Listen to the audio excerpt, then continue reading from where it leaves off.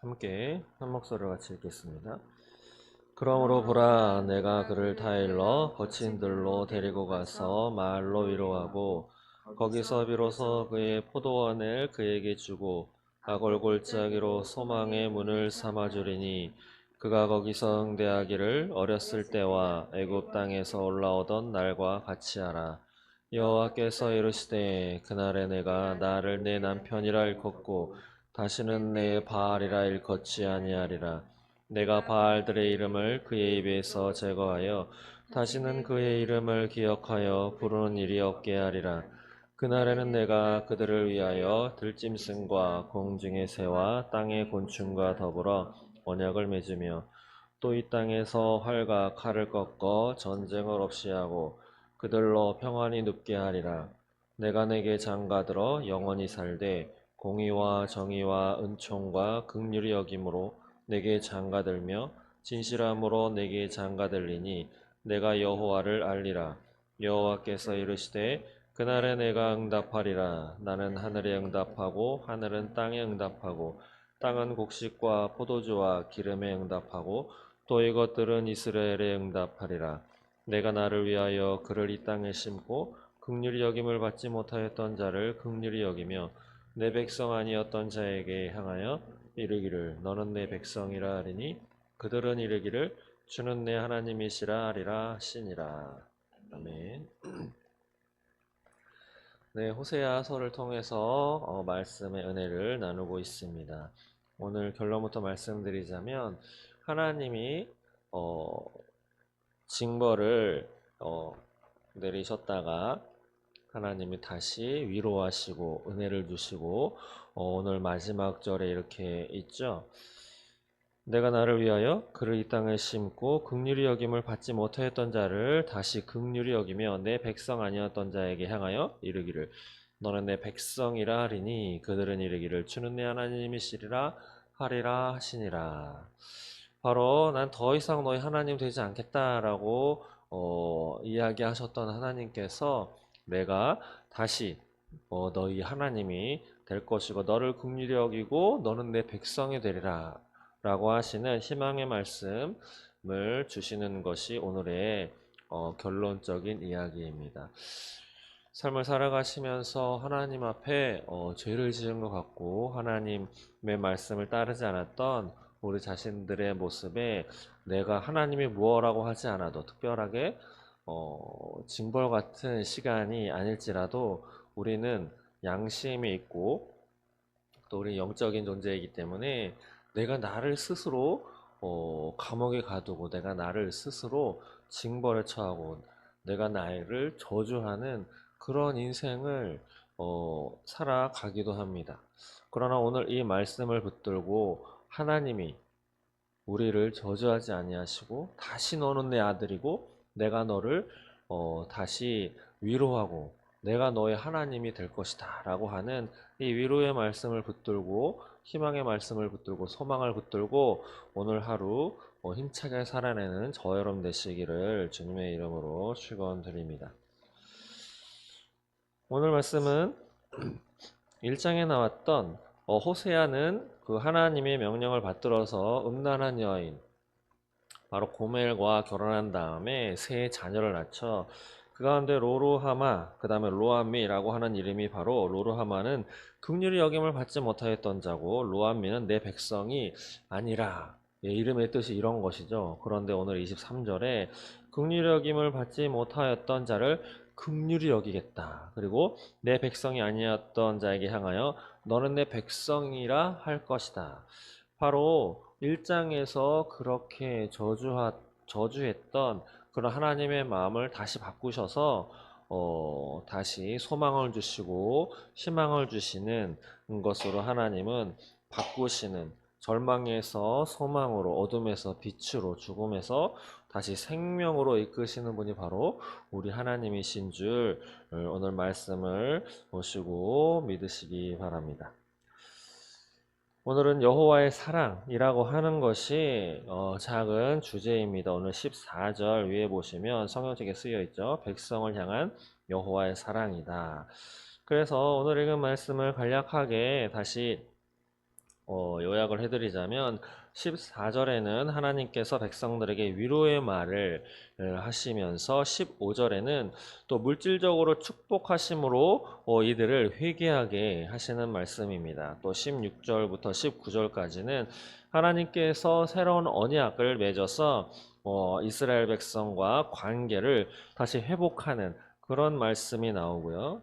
그 다음에 20에서 23절은 회복한 이스라엘의 그 기도를 들으시고 또 응답을 하심으로 소출을 풍성하게 하셔서 그들이 진정 하나님을 경외하며 나의 하나님이다 라고 이렇게 부르도록 하시는 것이 바로 오늘 개략적인 내용입니다. 그래서 14절에 보시면 이렇게 말씀하죠. 그러므로 보라, 내가 그를 타일러 거친 들로 데리고 가서 말로 위로하고. 하나님은 우리를 위로하시는 하나님이신 줄 믿으시기 바랍니다. 하나님은 위로하십니다. 힘들고 지친 우리 영혼, 우리의 삶을 너무도 잘 아시는 하나님께서 위로하시는 하나님이신 줄 믿으시기 바랍니다. 이스라엘 백성들 얼마나 힘든 시기를 포로 생활을 하면서 얼마나 자신들의 삶을 자신들의 마음대로 자신들의 생각대로 살아나가지도 못하고 누가 바로 우리 일제시대 때 바로 그랬죠. 우리네 인생들을 우리 자신들이 마음대로 계획하지도 못하고 살아가지도 못하고 또 예배하는 것도 전부 다 통제받는 그러한 삶을 살았었는데 이스라엘 백성들은 더 심각한 그런 더 힘든 인생들을 살게 되었죠. 그래서 하나님께서 이스라엘 백성들을 위로했다. 그리고 이제 이사야서 40장에 보시면 1절과 2절에 하나님이 또 이렇게 말씀을 하십니다. 예언의 말씀이죠. 너희 하나님이 이르시되 너희는 위로하라 내 백성을 위로하라 라고 하시면서 너희는 예루살렘의 마음에 닿도록 말하며 그것에게 외치라. 그 노역의 때가 끝났고 그 죄악이 사함을 받았느니라. 그의 모든 죄로 말미암아 여호와의 손에서 벌을 배나 받았느니라 할지니라 하시니라. 바로 몇백 년 전에 이사야 선지자를 통해서 하나님이 예언의 말씀으로 주셨는데 이것은 무엇이냐면 이스라엘 백성들이 죄를 지어서 벌을 받았는데 이미 많은 벌을 받았다. 그러니 그들의 노역의 때 힘든 고생의 때가 끝났기에 그들을 너희는 위로하라 라고 하면서 이방의 다른 민족들로 하여금 내 백성인 이스라엘을 위로하라 라고 하는 명령의 말씀, 예언의 말씀을 이미 이사야를 통해서 하나님은 하셨습니다. 그런 것과 같이 실제로 호세아를 통해서도 그리고 실제로 이스라엘 백성들의 노역의 때가 70년 이후에 끝나게 하셨죠. 하나님은 이러한 하나님이십니다. 예언의 말씀을 미리 주시고 그 말씀대로 행하시고 또 그 말씀에 담겨 있는 하나님의 위로와 희망과 소망을 하나님은 자신의 백성들에게 이루시는 분이신 줄 믿으시기 바랍니다. 그러면서 여기 보시면 거친들로 데리고 간다라고 하죠. 거친들. 바로 이스라엘 땅에 있는 광야를 연상할 수 있는데 이스라엘 백성들은 어디에서 주로 하나님을 만났는가? 바로 광야입니다. 근데 우리네 인생도 별반 다르지 않습니다. 목사의 길을 이끌어가는 수많은 사람들 그리고 인생들 가운데 하나님을 떠났던 사람들이 다시 하나님께로 돌아오는 다시 하나님 앞에 말씀대로 결단하며 삶을 새롭게 시작하는 그 계기가 되는 장소는 어딘가 하면 바로 인생이 광야길이죠.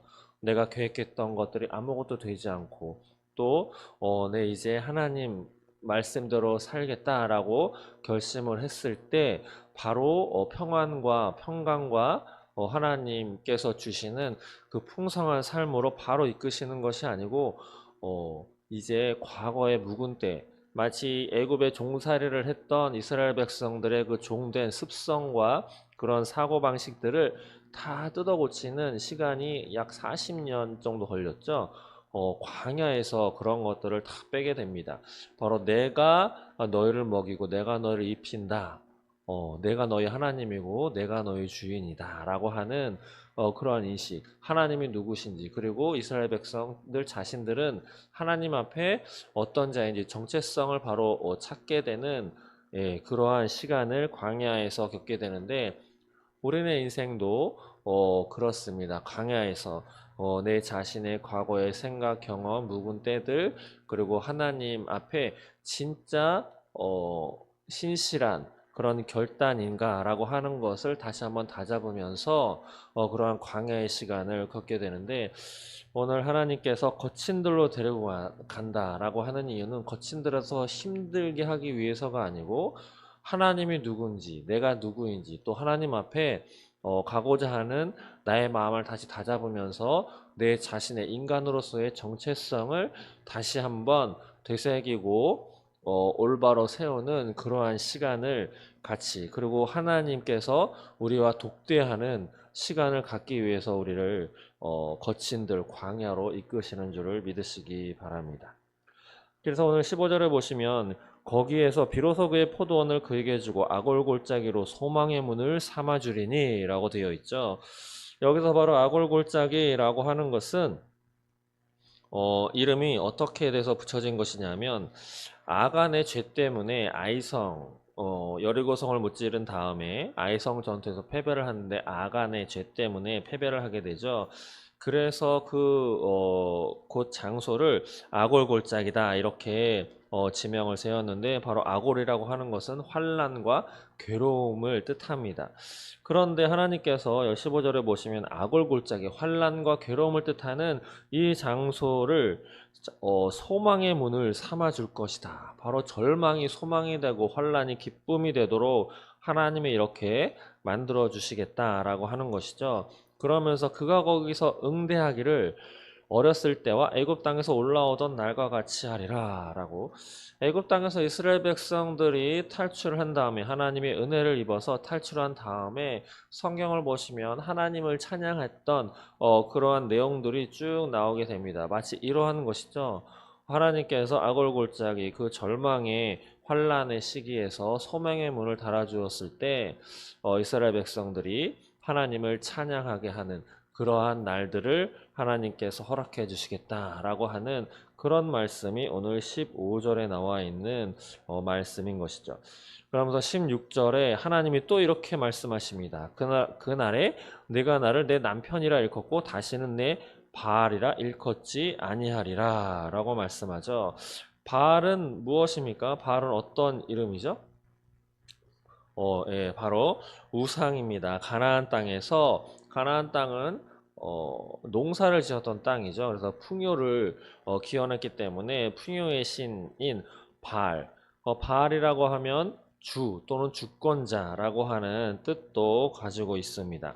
그런데 역대상 12장 5절에 보시면 부하랴라고 하는 이름이 나오는데, 이 뜻은 무엇이냐면 여호와는 바알이시다 라고 해서 이스라엘 백성들이 하나님 여호와를 바알이라고까지 이렇게 불렀는데, 바알이라고 하면 우리도 또 성경을 통해서 알다시피 하나님을 지칭한다라고 하는 뜻이라기보다는 우상 숭배, 예, 이방 신을 지칭하는 것으로 많이 딱 와닿게 됩니다. 그렇기 때문에 하나님께서 내 바알이라 일컫지 아니하리라, 내 남편이라 일컫게 하리라 라고 이렇게 하시면서 17절에 내가 바알들의 이름을 그에 비해서 제거하여 다시는 그의 이름을 기억하여 부르는 일이 없게 하리라. 하나님이 이스라엘 백성들이 다시는 바알이라고 하는 이름을 부르지 않도록 만들겠다라고 하시는 것이죠. 모든 우상 딴지들을 하나님께서 직접 친히 싹 없애버리겠다. 그 이름조차 기억하지 않도록 하겠다. 이것을 통해서 하나님이 우상을 얼마나 싫어하시는지 알 수 있습니다. 그 이름조차 기억하여 부르지 않도록 그 앞에 제사하고 또 인신제사죠. 자신들의 자녀들까지 불태워서 바알에게 바치는, 예, 그러한 어마무시한 일들까지 저질렀는데, 하나님은 그것 또 싫어하지만 그거는 고사하고 바알이라고 하는 우상의 이름조차 부르는 것을 원하지 않으십니다. 그렇기 때문에 우리는 성경에 또 아간 모양이라도 버려라 라고 하는 말씀이 있는 것처럼 이방신들, 하나님 아닌 다른 신들의 이름조차 입에 올리는 것을 우리는 조심해야 할 것입니다. 하지 말아야 할 것이죠. 하나님은 이렇게 이스라엘 백성들에게 말씀을 하십니다. 너의 모든 우상을 내가 제거하리라. 그러면서 18절 이하에 보시면 하나님이 앞서 새 언약을 맺으신 이후에 18절에 그날에는 내가 그들을 위하여 들짐승과 공중의 새와 땅의 곤충과 더불어 언약을 맺으며 사람들과 뿐 아니라 이 세상의 들짐승 들과도 내가 언약을 맺겠다. 그러하면서 또 이 땅에서 활과 칼을 꺾고 전쟁이 없이 하고 평안히 눕게 하리라. 무언가 좀 생각나는 말씀이 있지 아니하십니까? 이사야서에 보시면 마지막 때에 새롭게 다가오는 하나님의 그 새로운 천국과 같은 삶을 묘사한 것이 있는데 이사야서 11장 9절 이하에 보시면 그때 이리가 어린 양과 함께 살며 표범이 어린 염소와 함께 누우며 송아지와 어린 사자와 살찐 짐승이 함께 있어 어린 아이에게 끌리며 바로 요한계시록에도 나오는 사자와 어린 양이 이리와 어린 양이 함께 같이 살게 되는 그러한 평안한 모습을 이사야서에서도 또 요한계시록에서도 하나님 말씀하시는데 바로 그러한 것과 같이 그날에는 이라고 하면서 바로 그날 이스라엘 백성들 1차적으로는 포로 생활했던 이스라엘 백성들을 다시 평안의 땅으로 내 백성의 평안의 삶으로 이끌어 주신다라고 하는 의미가 있으면서 또 다른 이중적인 의미로는 궁극적으로 최후에 하나님께서 최종적으로 이루실 바로 그 완전한 구원의 그런 평화의 세상을 하나님은 이미 호세아서를 통해서 우리에게 말씀해 주시는 줄 믿습니다.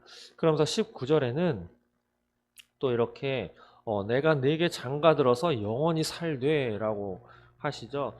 내가 이스라엘 백성 너희와 장가까지 들어서 영원히 너와 함께 살 것이다 라고 이렇게 부부의 연을 맺겠다 라고까지 하면서 내가 너를 돌보아 주겠다 라고 하시는 거죠. 그러면서 공의, 정의, 은총, 긍휼히 여기겠다. 바로 이것은 세상에서 나오는 그런 단어, 세상의 속성이 아니라 바로 하나님의 속성입니다. 공의, 정의, 은총, 그리고 긍휼히 여김으로 내게 장가들어서 내가 여호와를 알리라. 바로 내가 누구인지 내가 알게 하겠다라고 말씀하시는 것이죠.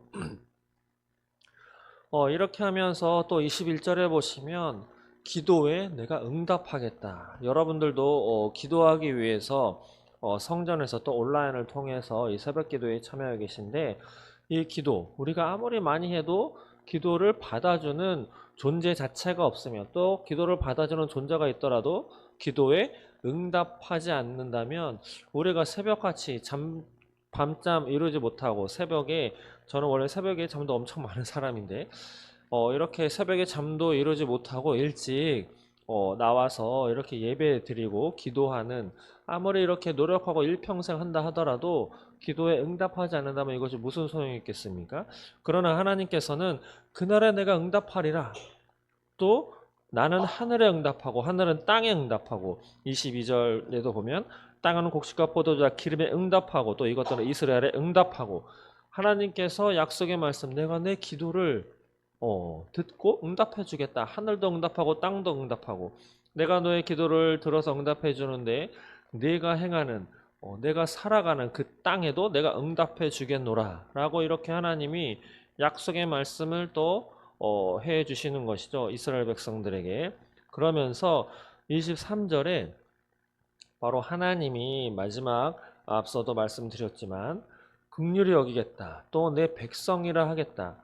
또 내가 너의 하나님이 되겠다. 라고 하는 그 이유가 나와 있는데 첫 구절에 이렇게 나와 있죠. 내가 나를 위하여. 하나님이 다짐하시고 결심하시고 약속하시는 그 이유 중에 가장 큰 이유, 가장 넘버원이 되는 이유는 무엇이냐면 우리 때문이 아닙니다. 바로 하나님 자신 때문이죠. 내가 나를 위하여. 하나님이 하나님 자신 때문에. 또 다른 구약의 많은 성경을 읽어보시면 내가 내 이름을 위해서라고 하는 말이 단어가 많이 나옵니다. 바로 하나님이 약속의 말씀을 주시고 영원한 생명을 주시고 내가 너의 하나님이 될 것이다 라고 하시는 그 가장 큰 이유는 하나님 자신을 위해서라고 하나님은 말씀해 주고 계십니다. 그렇기 때문에 하나님이 약속하시면 자신을 위해서 한 약속이기 때문에 그것을 지키지 않을 수가 없는 것이죠. 그래서 하나님은 반드시 자신의 약속을 지키십니다. 오늘 이 말씀을 호세아를 통해서 이스라엘 백성들에게 하신 말씀이지만 궁극적으로는 요한계시록에 나오는 하나님이 최종적으로 우리네 인생들에게 이루실 최후의 그 승리의 모습을 우리에게 또 하시는 약속임에 틀림이 없습니다. 그렇기 때문에 우리는 다시 오실 예수님을 바라보면서 또 다시 올 예수님이 최후의 그 심판이죠. 최후의 심판, 바로 그날 구약에 나오는 여호와의 날, 주의 날이라고도 일컫는 바로 그날은 하나님을 알지 못하고 예수를 믿지 않고 또 믿었다 하더라도 하나님 앞에 예수 앞에 다시 등을 돌려서 배도하는 시절이 올 텐데 그렇게 배도한 그 사람들에게는 심판의 날, 어려운 날, 힘든 날, 고통의 날, 영원한 지옥으로 갈 수밖에 없는 날이 되겠지만 하나님을 그래도 끝까지 믿고 신실함을 지키고 예수 이름에 의지해서 하루하루 신앙을 지켜나간 그러한 하나님의 성도들에게는 심판이 아닌 구원의 날, 축복의 날, 은총의 날, 영원한 생명을 누리는 천국으로 입성하는 바로 그날이 될 줄로 믿습니다. 그렇기 때문에 오늘 말씀을 이스라엘 백성들에게 내가 너를 다시 사랑하리라 말씀하시고 위로하라 하시는 이 약속의 말씀을 이스라엘 백성들에게만 한 것이 아니라 바로 2024년도 대한민국 땅에서 살아가는 바로 우리에게도 하시는 약속의 말씀인 줄 믿는 저 여러분 되시기를 주님의 이름으로 축원드립니다. 이게 기도하겠습니다.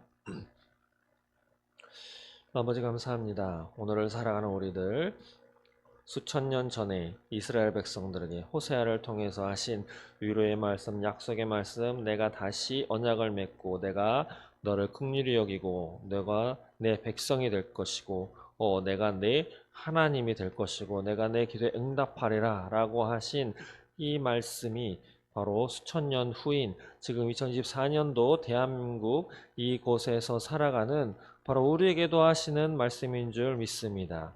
또한 마지막 때에 예수님께서 다시 오셔서 이루실 바로 그 구원의 완성의 그 날에 이루실 하나님의 약속의 말씀인 줄 또한 믿습니다.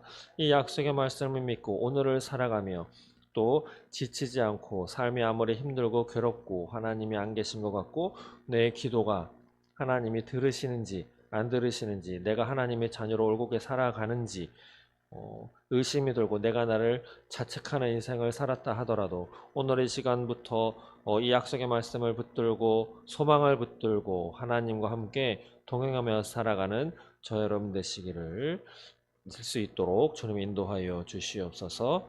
감사합니다. 예수님의 이름으로 기도합니다. 아멘.